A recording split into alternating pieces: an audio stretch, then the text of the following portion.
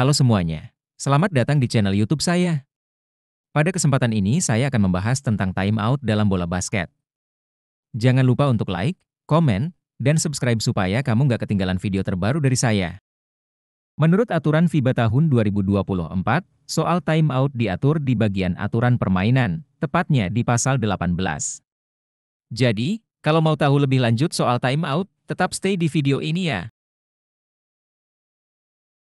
Timeout itu jeda singkat dalam pertandingan yang diminta oleh pelatih kepala atau asisten pelatih pertama. Jadi, kalau butuh strategi baru atau penyesuaian dengan kondisi pertandingan, pelatih bisa minta timeout buat kasih arahan ke tim. Contoh pengambilan timeout bisa dilihat pada potongan video ini.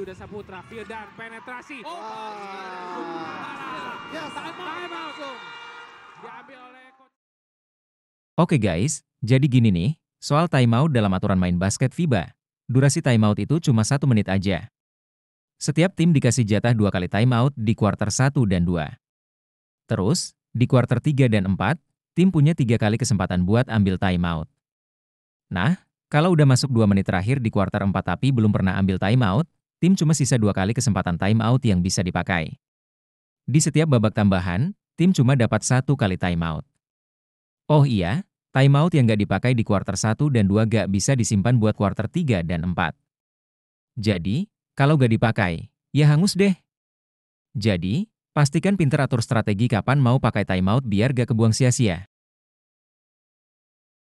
Timeout di basket punya banyak fungsi penting yang bikin permainan makin greget dan penuh strategi. Nih, beberapa di antaranya, ngatur taktik. Pelatih bisa manfaatin timeout buat ngerombak strategi, apalagi kalau tiba-tiba harus ganti taktik atau baca permainan lawan yang mulai berubah. Istirahat, pemain juga butuh jeda buat napas, minum, dan ngilangin capek. Secara mental, ini bisa bantu fokus ulang biar makin siap di sisa game. Matikan momentum lawan, kalau lawan lagi on fire dan terus cetak poin, timeout dipakai buat ngeredam itu biar gak makin jauh skornya. Siapkan momen krusial, dalam situasi genting, misal akhir kuarter atau babak tambahan, pelatih biasanya pakai timeout buat nyusun game plan penting, kayak serangan terakhir atau pertahanan ketat. Intinya, timeout itu kayak senjata rahasia yang bisa ngerubah jalannya game. Timeout di basket itu cuma 1 menit, tapi kalau dipakai dengan benar, bisa bikin perbedaan besar. Pelatih ngasih arahan cepat, pemain istirahat sejenak, dan tim bisa nyusun strategi baru buat ngalahin lawan. Jadi, meski singkat, timeout harus efektif biar bisa ngatur ulang game. Manajemen waktu saat timeout itu penting banget. Nih contoh cara efektifnya yang bisa dimodif sesuai kebutuhan pelatih. Dalam 1 menit, manfaatkan sebaik mungkin. Awal-awal, 20 detik pertama pakai buat pelatih diskusi cepat dan kasih waktu pemain buat minum dulu. 5 detik berikutnya pakai buat ngatur posisi pemain biar siap dengar instruksi. 25 detik habiskan buat jelasin skema permainan atau strategi baru. Terakhir, 10 detik sisa pastiin semua pemain udah ngerti apa yang harus dilakukan di lapangan. Jadi, meski cuma 1 menit, pembagian waktu yang rapi bikin strategi makin efektif. Sebelum pelatih kasih arahan ke pemain saat timeout, ada beberapa topik penting yang biasanya mereka diskusikan bareng asisten pelatih. Ini nih yang didiskusikan, adaptasi strategi. Pelatih sama asistennya pasti ngobrolin gimana strategi yang udah jalan, terus mikir gimana harus diubah sesuai situasi di lapangan. Apakah harus lebih agresif nyerang atau fokus bertahan, semua tergantung kondisi game saat itu. Identifikasi kelemahan lawan dan tim, mereka juga bakal ngecek kelemahan, gak cuma dari lawan tapi juga tim sendiri. Misalnya, kalau ada pemain lawan yang sering bikin kesalahan atau ada pemain di tim yang kurang perform, ini harus cepat diantisipasi. Situasi teknis, hal-hal kayak foul, rotasi pemain, atau strategi bola mati juga penting buat dibahas. Jangan sampai tim kalah cuma karena hal teknis yang kelewat. Motivasi, terakhir. Pelatih gak cuma ngomongin soal taktik, tapi juga naikin mental pemain. Kalau lagi tertinggal, pemain harus bangkit dengan semangat baru. Posisi duduk atau berdiri pemain selama timeout harus diatur dengan baik, agar semua mendapatkan informasi yang sama dari pelatih. Posisi ideal pemain saat timeout, pemain yang akan bermain sebaiknya berada di depan pelatih, sementara pemain cadangan berdiri di belakang mereka. Ini memastikan pemain inti mendapatkan instruksi langsung tanpa gangguan. Urutan duduk pemain juga punya arti penting. Pemain nomor 1, duduk di tengah. Karena pemain ini yang mengatur alur permainan waktu offense atau menjaga bola ketika defense, dia harus dapat informasi paling jelas. Pemain nomor 2 dan 3 duduk di samping pemain nomor 1, karena mereka adalah opsi utama dalam offense dan perlu mudah berkoordinasi dengan pemain nomor 1. Dalam defense mereka bertugas menjaga lawan yang berdekatan dengan bola. Pemain nomor 4 dan 5 duduk di posisi paling ujung, karena peran mereka lebih reaktif, tergantung pada keputusan pemain 1, 2, dan 3. Mereka biasanya opsi serangan ketiga atau keempat, dan dalam defense, mereka menjaga di sisi weak side. Dengan posisi yang diatur ini, komunikasi antara pemain dan pelatih jadi lebih efektif, dan setiap pemain tahu persis apa yang harus dilakukan saat kembali ke lapangan.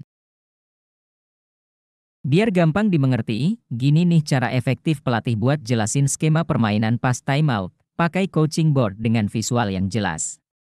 Coaching board itu kayak senjata rahasia pelatih biar pemain ngerti pergerakan dan posisi di lapangan. Nah, pas offense atau defense, pelatih bisa gambar formasi biar semua tahu apa yang harus dilakukan. Buat offense, gambarin posisi pemain, terus jelasin siapa yang bikin screen, siapa yang jadi opsi pertama, kedua, ketiga buat nyerang. Kalau serangan pertama gak berhasil, gimana harus reaksi? Buat defense, gambarin juga formasi bertahan. Mau pakai man-to-man atau zone defense? Jelasin siapa yang jagain siapa, terutama yang jaga pemain lawan yang lagi panas. Jangan lupa, tunjukin gimana caranya jaga sisi lemah atau weak side biar gak kecolongan.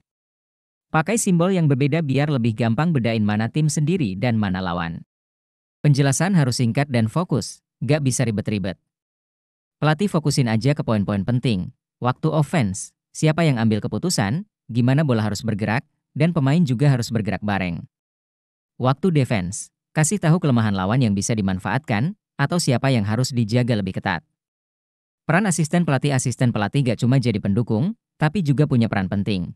Sementara pelatih utama ngasih instruksi ke semua pemain, asisten pelatih bisa fokus ngobrol ke grup kecil, kayak pemain nomor 4 dan 5 atau pemain nomor 1-3, buat bahas peran spesifik mereka.